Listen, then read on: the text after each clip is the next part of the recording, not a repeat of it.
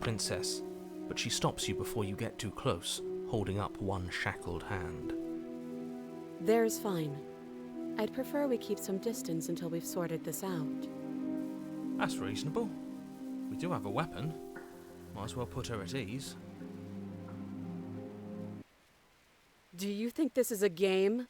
Do you think these chains take away my say in things? As you move towards the princess, she stands, her chains clinking as she wraps them around her fists. In an instant they're around your neck, both of you dropping to the ground as she pulls them taut, bracing her body against yours as you struggle uselessly. The metal chains constrict around your windpipe as the princess heaves with a muscled intensity. Drop the knife or you die. What is she doing? We weren't trying to attack her.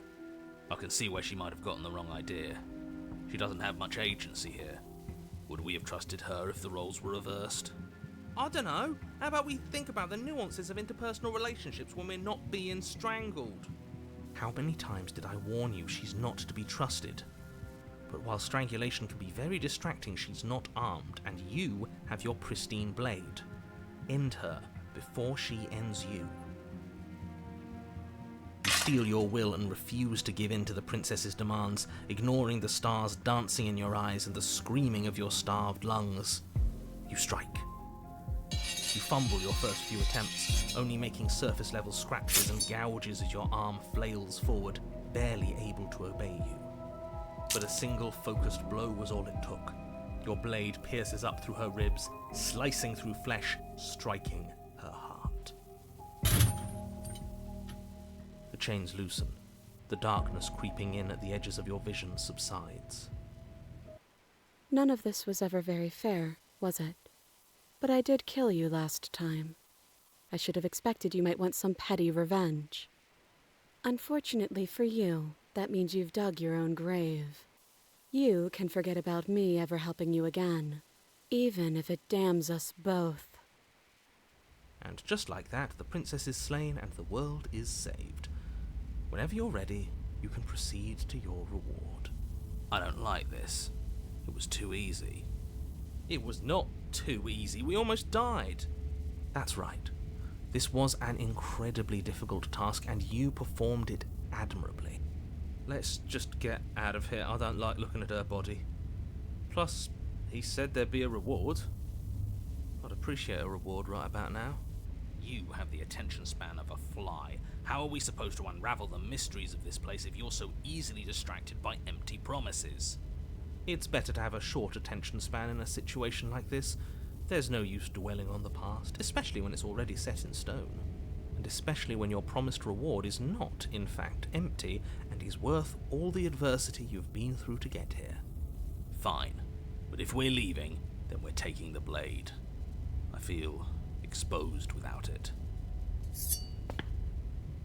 With your work done, you remove the blade from the princess's corpse and make your way back upstairs, closing the door to the basement behind you. You can think of it as sealing yourself off from an unpleasant chapter of your life. It's all uphill from here. The windows. Do you see that? We used to be able to see the outside world from up here, but now it's just empty. The door. Check the door. You open the cabin door, ready to return to a world saved from certain doom. Only a world saved from certain doom isn't what you find. Instead, what you find is nothing at all. Where a lush forest stood mere minutes ago, the only thing in front of you now is the vast emptiness of some place far away. You don't have to act surprised. We could see this vast emptiness through the windows. But if everything's gone, does that mean we're not gonna get our reward? This is your reward. An eternity of bliss, if you'll have it. And I suggest that you have it. Okay. This is what's best for everyone. Trust me. Like hell it is. What's done is done. And there's no going back now. Time passes. You can't be sure if it's days, or months, or years, or even decades. It's all a wonderful, boring blur. You've never been happier. Decades? No, it can't be decades. We can't go along with this. We can't let him win. You goddamn spiteful bastard. Are you really going to turn down immortality itself just to make me lose? Why should it matter if we die at this point? Haven't you already gotten what you want? I don't have to answer that. That's all we needed to hear. You raise the blade, then drive it into your heart. You collapse to the floor, everything goes dark, and you die. You're a genocidal maniac, you know that, right? Yeah, we'll see about that. You're on a path in the woods. See, that wasn't so bad. And now we've got another chance to get to the bottom of things. Bit by bit, we're starting to unravel this place. There are so many more threads to pull once you stop feeling. That's a little dark, buddy. You feeling okay? I'm feeling nothing, and I like that just fine. He's not wrong. Sentimentality won't help us here. We need scientific rigor. So you've been here before. Of course you've been here before. What count is it this time? 2? It's our third. What gave it away? Your open discussions. You came around on that awful fast. Have you just been pretending to forget every time? I'm afraid not. Whatever other versions of me you've met in those other lifetimes were just that. Other versions of me. I just wish I'd been the first. So you knew how all this worked. Why didn't you ever tell us? We could have used it to our advantage. That's because there is no using it to your advantage. The more information you have, the harder it will be for you to succeed. It's not like it was that difficult to slay her last time. She may have put up a fight, but her flesh is still softer than our blade. And now she's dead, and I doubt she'll be able to do much of anything from the grave. You already slew her? And you survived? Yes. Then why, pray tell, are you here? Oh, I know that one. We killed ourselves. Why? Because you thought trying to stuff us away in a corner for eternity was a suitable reward. Was it not? What better reward is there than eternal bliss? You should have been happy. We weren't. We were bored. You were bored. I was just unhappy. There were still answers that we needed to find. It was actually working. And you killed yourself. I can't believe it. You ruined everything. How does us dying ruin everything? What aren't you telling us? It just does. And I'm not telling you lots of things, but it's for your own good. It's for the good of everyone. It seems to me like keeping secrets didn't help you last time, so you should start talking. Fine, the world doesn't stay saved if you die. And if the world isn't saved, then that means she is dead. Oh, now isn't that interesting? I assumed she'd just be a pile of old bones. But perhaps she's not. There's only one way to find out. We should go see her. Let's try something different this time. We've already seen what happens when we slay her, and I'm not convinced that's a way out for us. I'm not even convinced there is a world to save.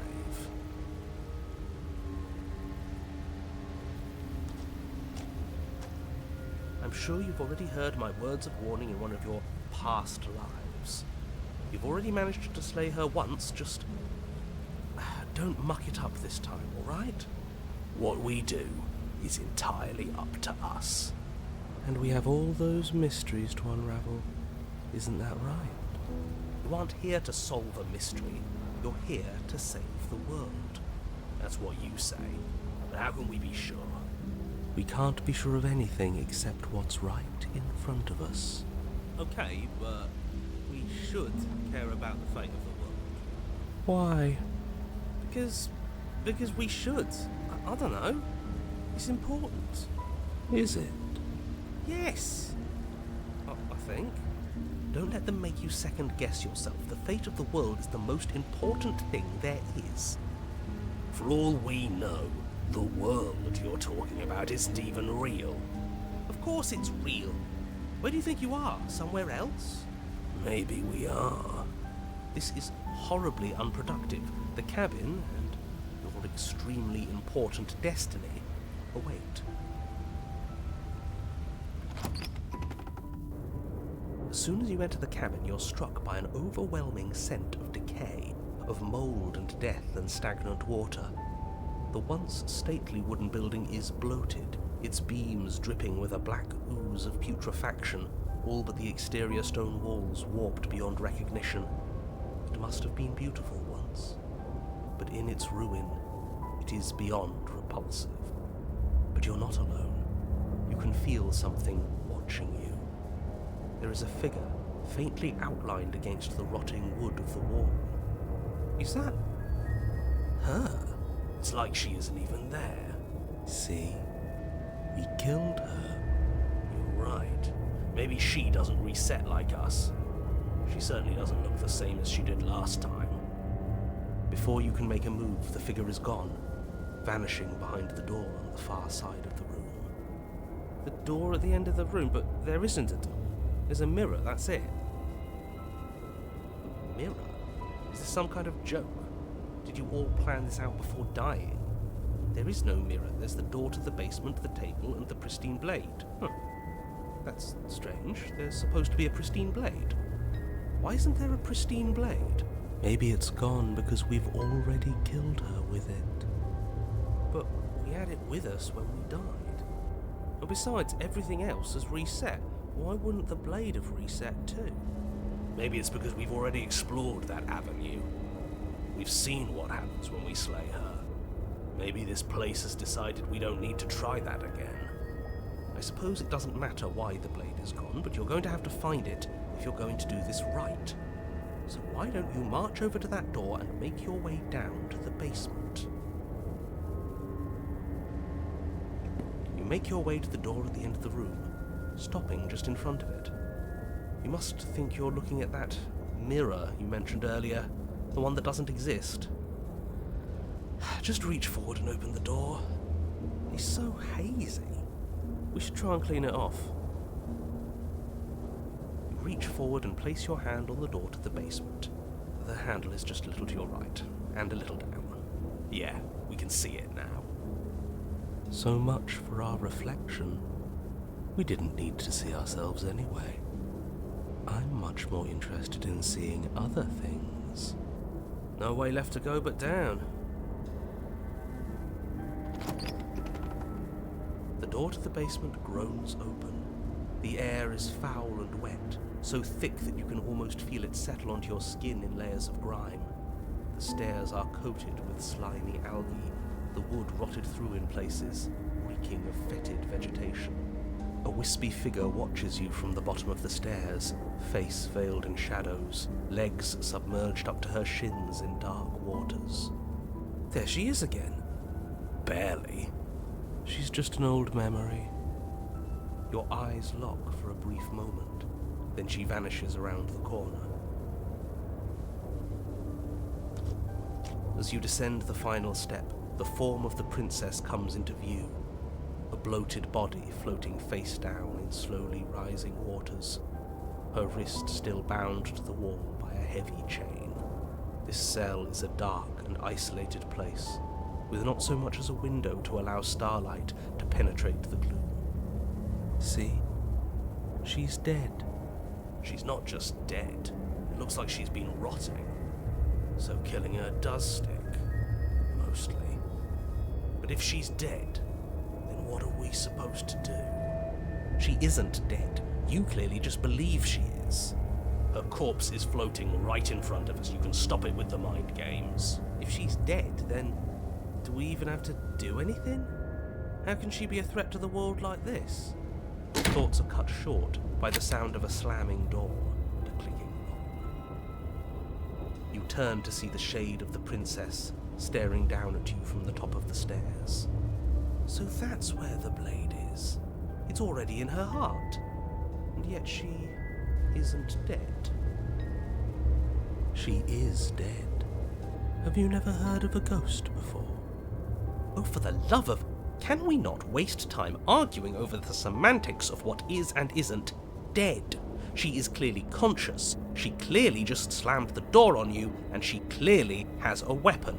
Your pristine blade sticking out of her chest. This is extremely bad. Catastrophic, even.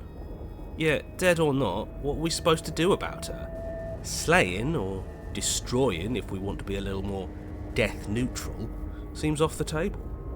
Yeah, this is tricky. But let's talk to her. See what kind of information she has that we don't. But she hasn't said anything. Are you sure she can talk like this? Bold of you to come back here after what you did.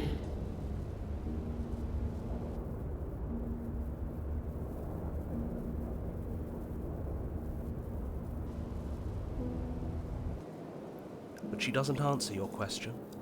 All she does is watch you in shadowed silence. Do you hear that trickling sound? The water's rising, isn't it?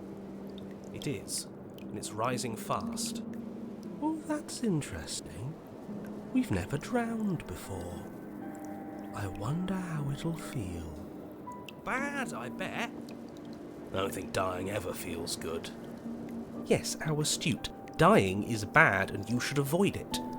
How about you stop trying to talk to her and do something instead?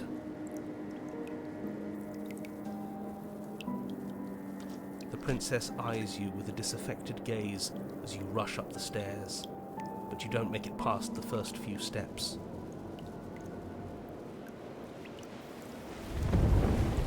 The door bursts open, a powerful wave of water crashing down towards you. You're swept up in the flood. Your head slams into the basement wall. You come to a moment later, suspended in darkness, disorientated, only aware of the surface of the water and the emptiness above. And of course, the princess, hovering above you, watching in silence as you struggle to stay afloat in the icy depths.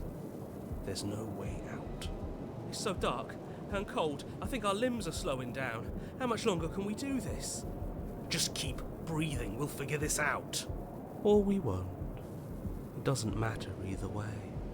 But you don't have time to figure anything out. Something cold and clammy wraps around your ankle. You're dragged under, only able to take one last hopeful gulp of air before your head is plunged into the freezing depths. As you sink below the surface, you see it. Or rather, you see her. The body you found floating when you first arrived, its hand is locked around your ankle, the heavy chains pulling you both down into the unfeeling, suffocating nothingness. I get it. We shouldn't have killed her. Just get it away from us, please. The past is the past. There's no changing it. There's nothing to fix. And there's not a lot we can do about the present either. Not unless we think like we should have been doing all along. But there is no thinking as you drown. You desperately try to pull yourself back to the surface again, and again, and again. Your icy limbs flailing desperately against the grip of her rotting corpse. And all the while her ghastly figure stares down at you, expressionless, as unfeeling as the weight around your ankle. Your lungs filled with water, the same way mine filled with blood. In the end, we're not so different.